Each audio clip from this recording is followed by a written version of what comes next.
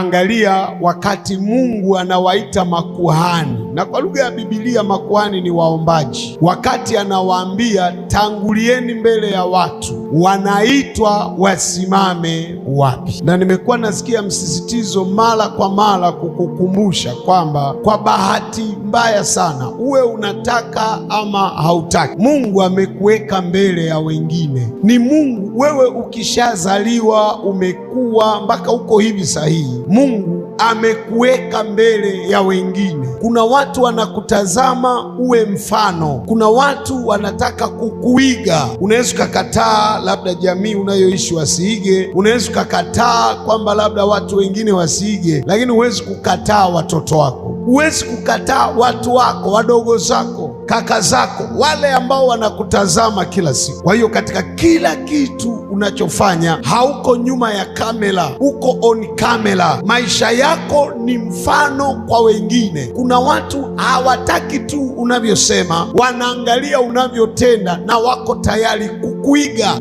Angalia, Mungu anawatuma watu wake anaowaita makuhani. Anawatuma wapi? Anawatuma wakatie miguu yao kwenye kifo kinachoogopwa. Wanawatuma waende wakakanyage maji ambapo yanaonekana yana nguvu za kuua. Lakini Mungu anamwambia Joshua, waambie wana wa Israeli, lakini wakumbuke wasiende bila kubeba. Waangalie nilichowabebesha ni sanduku la agano. Wakibeba sanduku la agano, waambie waende kwenye maji yanayoua wakakanyage maji. Usifikirie makuhani walisubiri yapungue. Usifikirie makuhani walisubiri maji yapunguze nguvu zake. Walienda kukanyaga yakiwa yana hatari bado, yakiwa yanaua bado, yakiwa yana vitisho bado. Je, Mungu alikuwa hapendi makuhani? Je, Mungu alikuwa anawatanguliza watu ambao hawapendi? Je, alikuwa anatanguliza watu ambao anataka kuwaua? Hapana. Kwa nini alikuwa anawatanguliza? Kwa nini alikuwa anawaita waende kwenye mauti? Alikuwa anawatanguliza ili afanye kazi ndani yao.